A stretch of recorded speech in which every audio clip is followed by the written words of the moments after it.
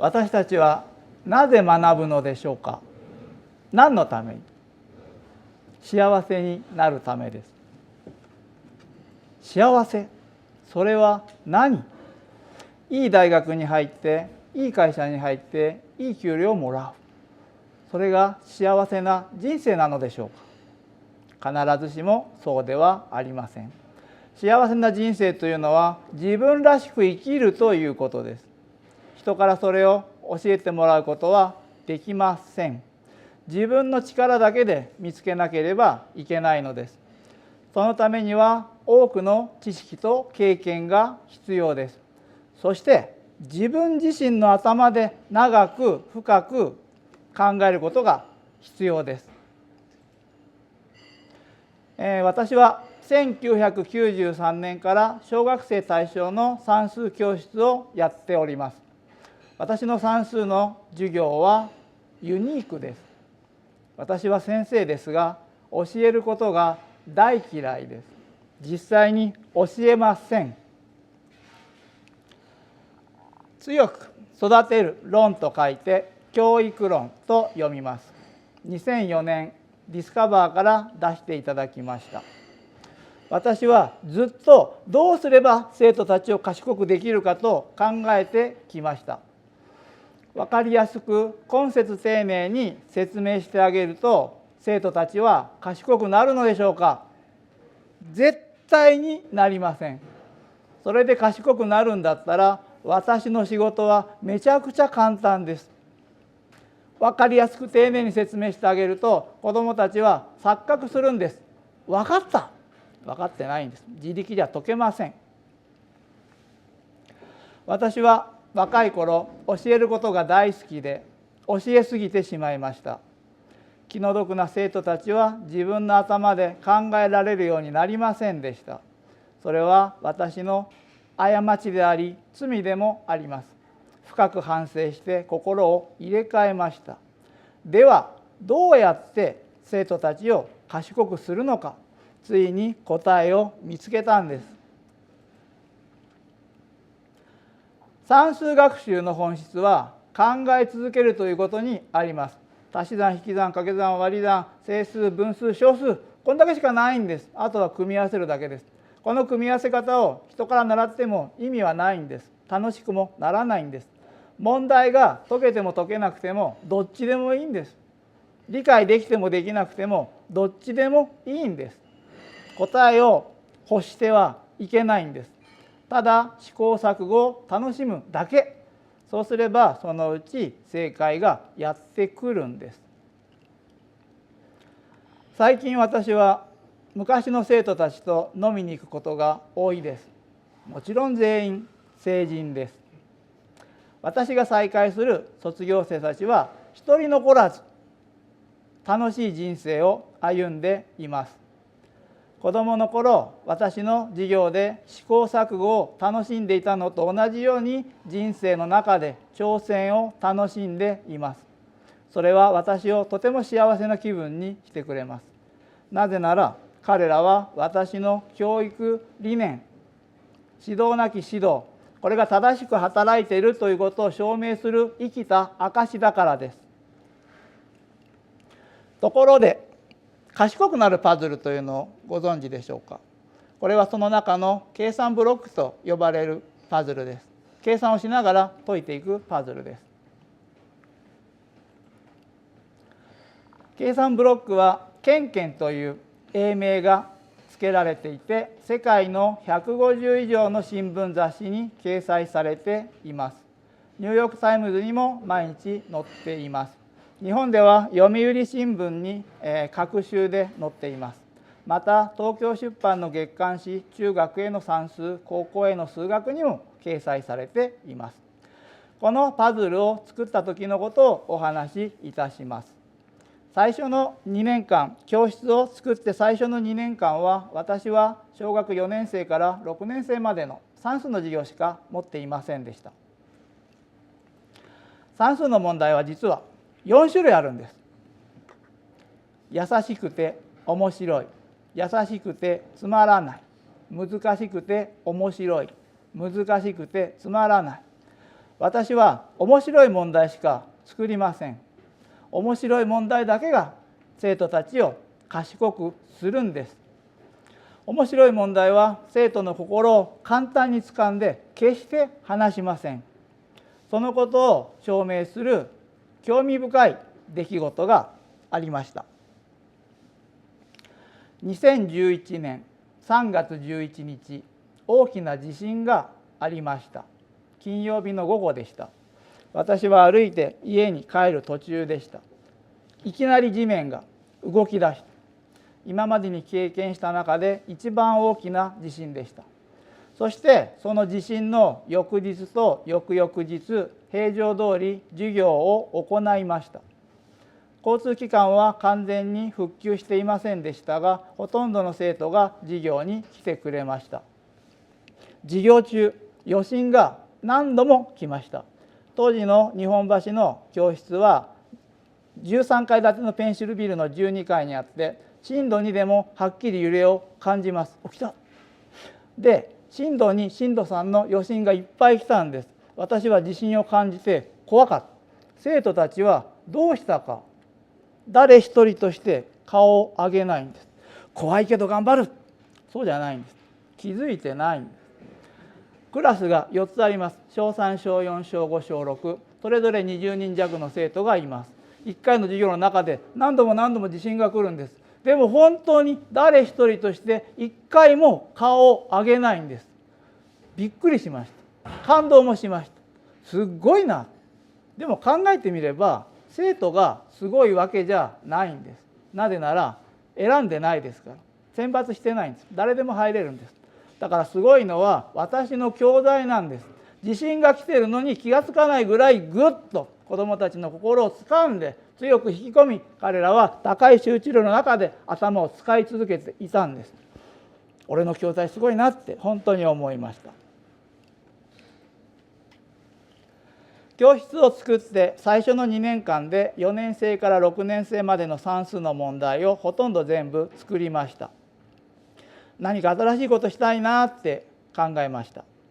小3の子を持つ何人かの親から頼まれました。どうか3年生のクラスを作ってください。どうしようかな、1週間悩みました。3年生に算数の問題をやらせたくないんです。まだ概念形成がそこまで進んでないので混乱するだけだろう。やるんだったら小4の算数につながるような書いたり消したりすることを楽しめる教材がないかなと探しました。そして見つけました。パズルです。1995年、小3のパズルのクラスを始めました。彼らはどんどんパズルにのめり込んでいきました。そして長く深く考えられるようになりました。私は多くの種類のパズルをほとんど毎日作り続けました。でも不十分だったんです。私は指則計算を要求するパズルが欲しかった。そして2003年から計算ブロックを作り始めました。最初に作ったのは 4×4 足し算のみ。次に 4×4 から 9×9 までの足し算のみ。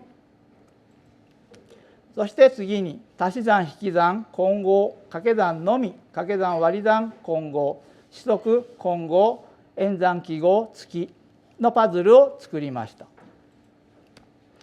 私は次から次へと計算ブロックの問題を作り続けました。そして最後の試み、指則混合の演算記号付きのパズルから演算記号を外したらどうなるんだろう。すごく難しくなりましたが成立したんです。すべての試みは成功し、計算ブロックの一つの世界が完成したんです。やったーって夜中に教室の中を走り回りました。大昔アルキメデスもこうやって走り回ってたのかなと思いながら、私は今まで多くの種類のパズルを作ってきました。この計算ブロックはその中のうちの一つに過ぎません。でも特別なパズルなんです。計算ブロックは生徒たちの学力を劇的に引き上げてくれました。彼らは決して諦めません。決して妥協しません。私の教育理念、指導なき指導、その中で頭を使い続けた子どもたちはその後多くの分野で成功を収めました。医者、弁護士、銀行員、証券マン、科学者、教師、農業をやっている人もいます。アーティストもいます。一人だけヨーロッパの有名なバレエ団に所属するバレリーナがいます。彼女は世界の舞台で踊っています。賢くなるパズルは生徒たちの幸福を押し上げる、そういう存在になりました。私は最近計算ブロックの第一世代の卒業生と飲むことがありました。彼は日本で一番レベルの高い大学の医学部に通っていて、今も自分の人生を将来を見据えて努力し続けています。これからも計算ブロック世代の卒業生と会えることを楽しみにしています。計算ブロックの恩恵を受けたのは生徒だけではありません。私も多くの恩恵を受けました。計算ブロックは私を有名にしてくれました。2006年12月10日、情熱大陸に出ました。ものすごい反響でした。そして計算ブロックは私をお金持ちにしてくれました。ものすごくたくさん売れました。現在私はマンハッタンと東京中野にクラスを持っています。1年のうち8ヶ月をマンハッタンで過ごし、4ヶ月を東京で過ごしています。この生活がものすごく刺激的で楽しいんです。マンハッタンに移住する前、私は東京でとても恵まれた生活をしていました。新しいことをする理由なんか一つもなかったんです。同じことを続けているだけでこの楽しい生活が続けられる。でも2013年2つの出来事が私の考えを大きく変えました。最初の体験は一通の E メールから始まりました。私はかつては自分の教室と自分の教室の生徒にしか興味がありませんでした。メールをくれたのはパリアメリカンスクールで数学を教えているメリッサでした。今度の4月、生徒を連れて日本に行きます。教室を生徒たちと訪問してもいいですか？生徒たちに授業してほしいんです。教室は東京駅の近くにあるんですよね。びっくりしました。当時は教室の場所を公開していないんで、日本人ですら私の教室の場所なんか知らないんです。そしてメリッサは私の教育理念も理解していました。どうしよう。1週間悩みました。英語が喋れないんです。それは今でも私の深刻な弱点であります。でも結果的に彼らを受け入れることにしました。間違いなく素晴らしい経験になるだろう。それは私にとっても彼らにとっても。私とメリッサは頻繁にメール交換をしました。そして数ヶ月後、3人の先生と18人の生徒たちが東京にやってきました。生徒たちは14歳から16歳でした。最初のステージは学研から出してもらった本をテーブルの上に30冊ぐらい並べました。そして彼らに言いました。1冊プレゼントします。選びなさい。ただし慎重に後で解いてもらいますからね。みんな中身をこうやって見ながら自分が解けそうなパズルを選びました。3人の先生を含めて全員が1冊ずつ本を手にし、席に戻りました。そして私は言いました。今から50分あげます。好きにしなさい。全員が解き始めました。誰も投げ出しませんでした。メリッサも解いていたんですけど、私がそばを通りがかった時に話しかけてくれました。信じられない。この子たちがこんなに長い時間集中して問題を解く姿を見たことがない。私は答えました。それは私の教材の力です。面白い問題は生徒の心を簡単に捉えて決して離さないんです。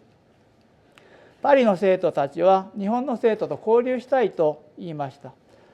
それで私は卒業生たちにメールを送りました。こういうイベントあるけど来ませんか。17人の卒業生が来てくれまし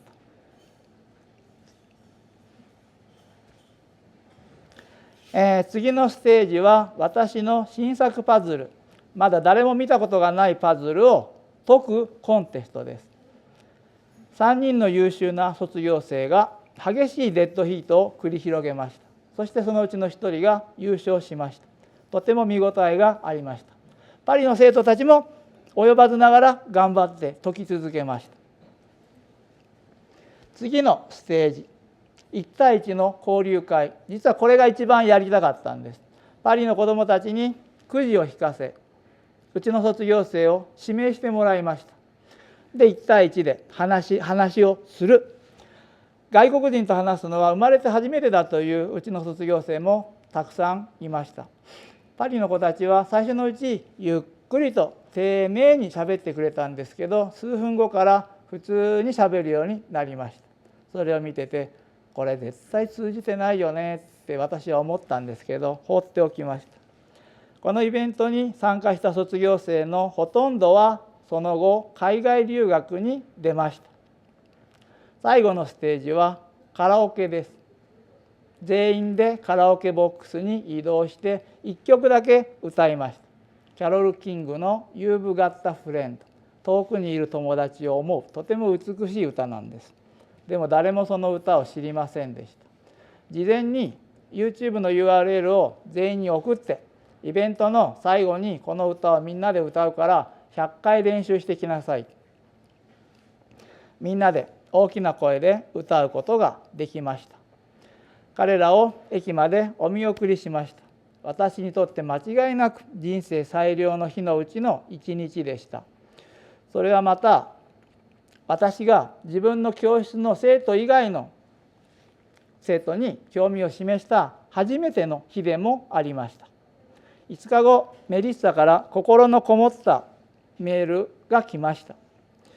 今回の日本滞在で最も思い出に残る素晴らしい一日でした。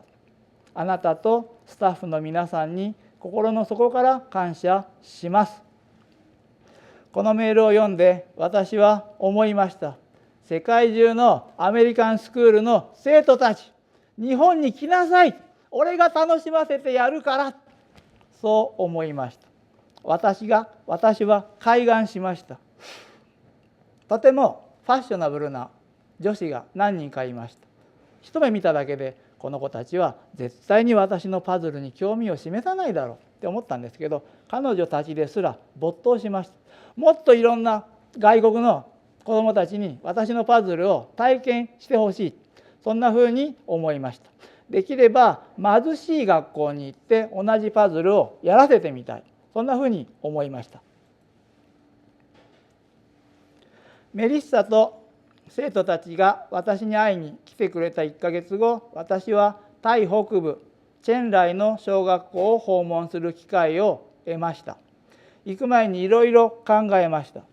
彼らに計算ブロックの解き方と作り方を教えよう。そしてこういうふうに言おう。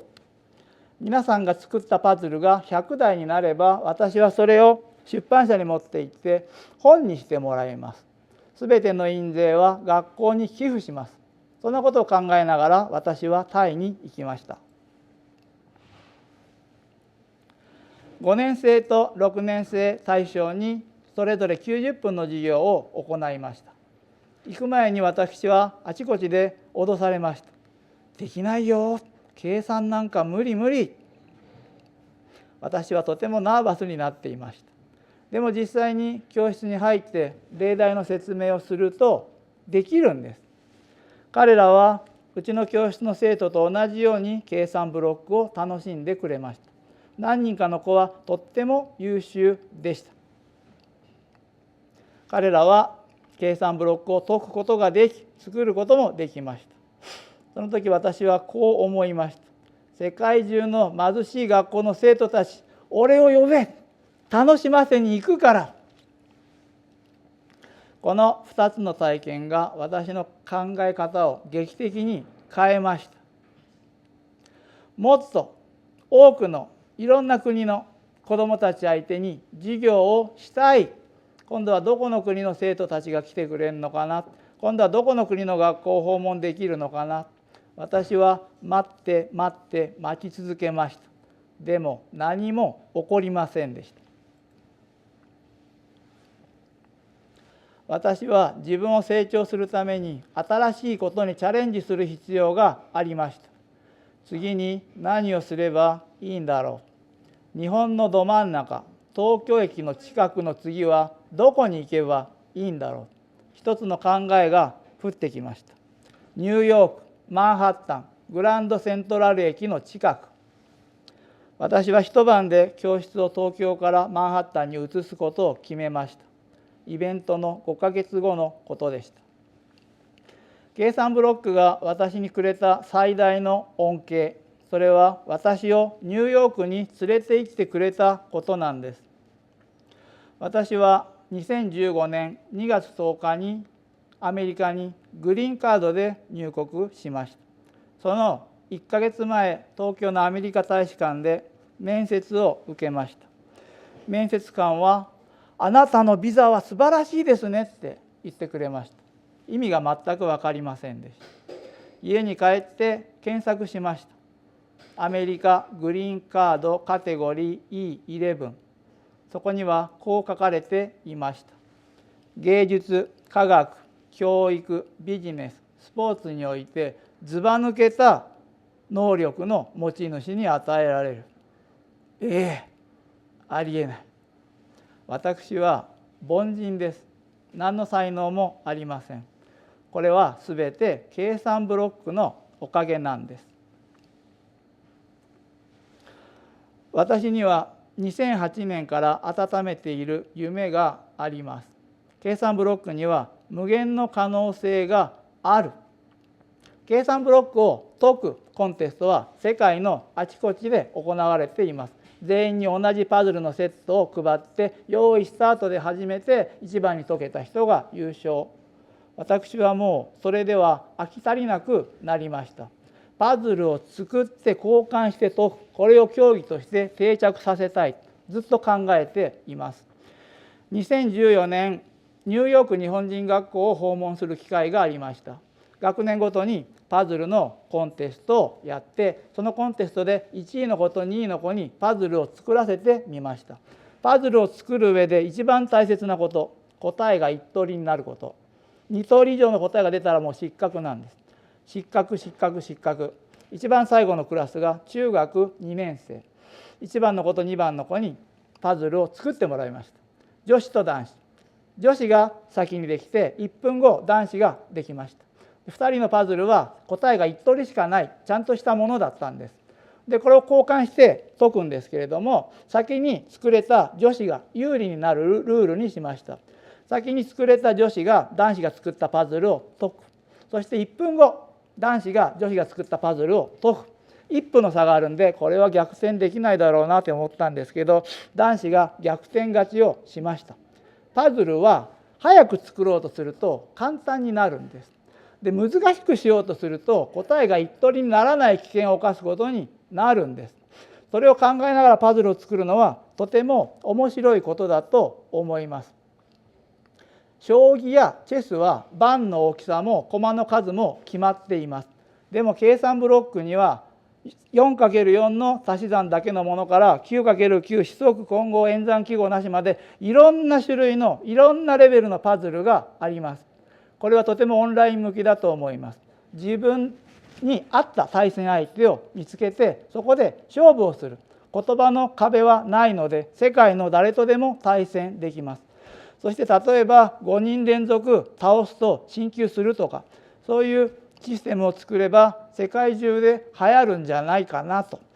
そしてこれが流行れば世界中の人の計算能力と思考力が飛躍的に上がるんです。暇つぶしのくだらないゲームとは全く根本から違うんです。そして可能であれば4年に1回世界大会を開きたいな。サッカーワールドカップのように。サッカーワールドカップに参加できる人はほとんどいません。でも計算ブロックは誰でも参加できます。なので私の中ではもうすでにこれがちゃんと流行ればサッカーワールドカップを超えるだろうというふうなことを考えて一人でワクワクしています。いろんな人にこうになるんだけどどうかな、誰も叶えてくれません。どなたか私の夢を実現してくれる方がいらっしゃるととても嬉しいです。計算ブロックの作り方を、この後ご紹介いたしますが、その前に計算ブロックがどういうパズルかということを説明させていただきます。でこの機械さっきから調子が悪くて時間がかかるんです。時間がかかるからその間何か話でつなぎなさい。出ました。ありがとうございます。これは 4×4 の計算ブロック、足し算だけの計算ブロックです。使う数字は1234の4つです。最も大事なルール、縦横に同じ数字が1回ずつ入る。同じ行、同じ列に同じ数字を2つ入れてはいけないのです。例えばここの6、このちっちゃい数字はですね、そのブロックの数字の合計、足したものを表します。使える数字は1234だけです。2つで6を作る組み合わせはどれとどれでしょうか。マンハッタンでは誰か答えてくれたんです。1234しか使えないんです。3と3は使えないんです。2と4足し算ですから、これは2と4なんです。でこの時点ではどっちが4でどっちが2かわからないんで、小さく書いておきます。次に、ここの7、2つで7、組み合わせは何でしょうか。3と4、正解です。でこの6のマスのどっちかに4が入るので、この上のマスに入る数字は必ず3、ここは4、ここにも7があります。上のマス3、下のマス4、はい、ここにも7があります。上のマス3、下のマス4で、ここに3と4が入ったっていうことは、この上に来る数字2、隣4、隣1、下2、ここにも3があります。ここに2があるということは、この上のマスに入る数字1、2ということは、ここに入る数字3、足して4ですから、隣1、ここ2、ここ1、完成です。ただの計算問題は面白くも何ともない上に答えを書いたら終わりじゃないじゃないですか。誰かに答え合わせをしてもらうか、自分で回答を見て丸付けしなければいけない。でもこのパズルは考えながら埋めていった瞬間、正解なんです。最後のマスを埋めた瞬間、できたと言って自分を褒めることができる。自己肯定感を上げることができるんです。では次にパズルの作り方を紹介いたします。パズルは答えから作ります。ここからブロックを切っていって問題を作ります。こういうふうに切ると 1+2+3 で6。次に、ここを2つ切って 4+3 で7。ここは3つにします。1+2+1 で4。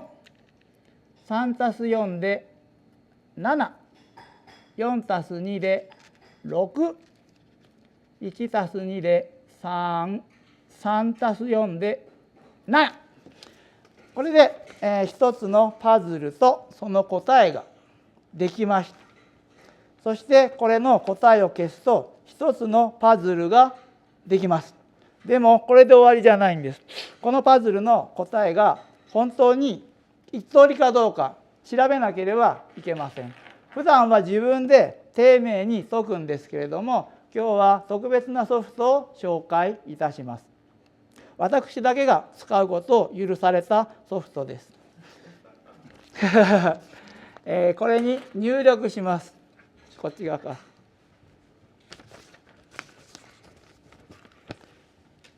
よいしょ。2つで7。3つで4。2つで7。3つで6。2つで6、2つで7、2つで3。これで回答をチェックします。なんで出ないの？これ簡単なんで、普段そうか、まだこれがあるんだ。ログインしてないんだ。一通り。これで、一つのパズルが成立しました。では、このパズル作りに挑戦した人どうぞこちらお越しください。こっち。じゃあこの中から1枚引いてください。はい。じゃあこのカメラの下でお願いします。はい。ここです。見られながら作る。そうです。なかなかできない経験ですよ。恥ずかしいですね。大丈夫です。答えが一通りなれば恥ずかしくないです。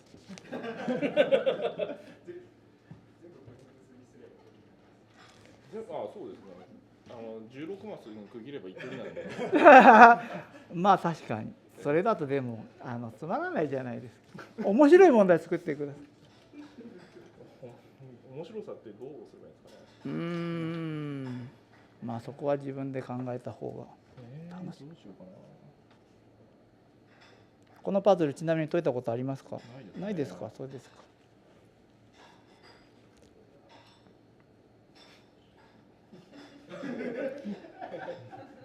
こんな大胆な作り方をする人を初めて見ました。いや、こうした方が面白いのかな。面白いです。初めて見ました。いえいえ。おお。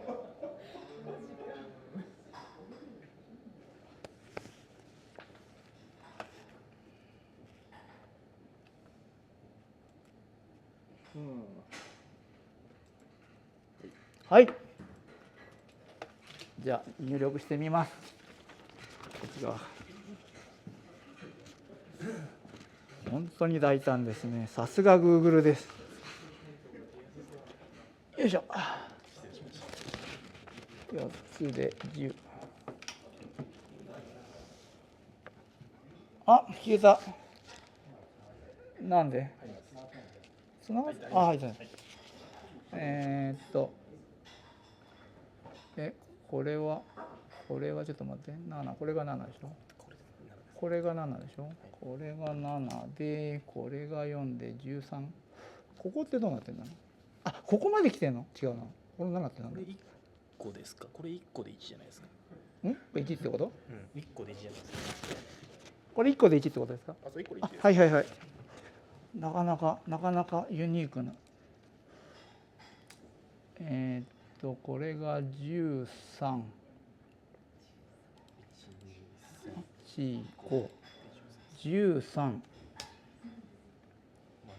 真ん中で5、あとは4。数字で間違えてないよね。10、13、合ってるよね。はい、ではチェックします。チェック。残念。もう一方。どうぞ。はい。1枚聞いてください。はい。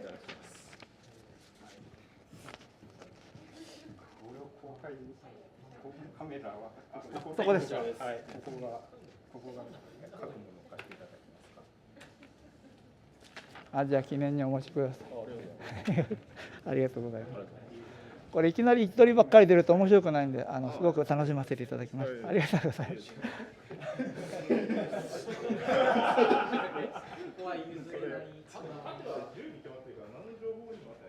実は何にもこれ何にも縛れないんですね。これやられると。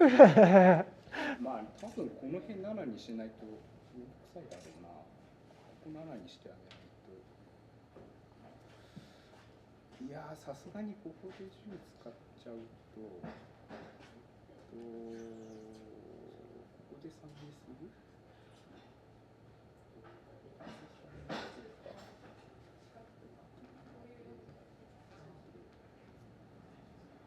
ここで4にするか。ここで4にしよう。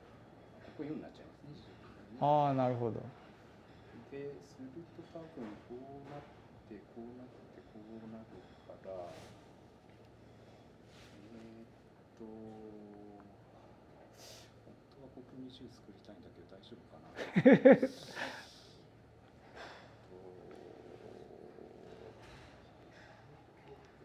ダメだな。都合順にすると一通りにならないので、まあおとなしくここ3にするか。3にしてもじゃ決めないな。あ、そっか。ここで2が決まっていて、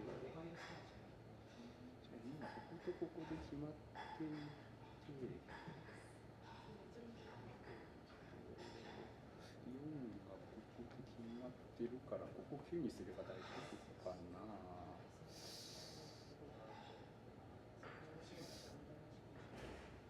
あんまり面白くねえな。いや、面白いです。すごく面白いです。まあ一応ここはい9でここ3に切れば、はいまあさすがにはい9にははいなると思うんです。はい、ありがとうございます。ではでは。よいしょ。はいはいはい。読み込んでから。はい。ああ、そこそこ。はい Google。はい、来ました。はい、来ました。ありがとうございます。これが4。これも4。10。この10はもう Google 型と呼ばせていただきます。7。9で、9で、3で、3。はい、チェック。ああ、おめでとうございます。じゃあこっちに戻してください。パワポに戻したんですね。パワポ。パワポ、はい。このパズル作りを私はほぼ毎日のようにやってて、多分計算ブロックだけで今までどれぐらいだろう、5000台ぐらい作ったと思います。でこれは自分が作ったパズルでも解くと楽しいんです。絶対に世界に広めたいな。計算ブロック、次。計算ブロックの楽しみ方は料理の楽しみ方と同じく3通りあります。料理の楽しみ方、食べて楽しむ、作って楽しむ、作って誰かに食べてもらって楽しむ。このパズルも同じで、解いて楽しむ、作って楽しむ、作ったものを誰かに提供して楽しむ。とても楽しいパズルで、なおかつ頭が良くなるんです。繰り返しますが、くだらない暇つぶしのゲームとは全く次元が違うんです。最も大切なことは、自分の頭で集中して長く深く考えることです。そしてライバルは隣の誰かではなくて、昨日の自分自身です。私は自分の本に、実は今までに本を180冊ぐらい出しています。自分の本にサインを求められることが多いです。いつもこう書きます。日々自己ベストを更新。算数はパズルです。パズルは楽しいんです。つまり算数は楽しいんです。頭を鍛える最高の娯楽です。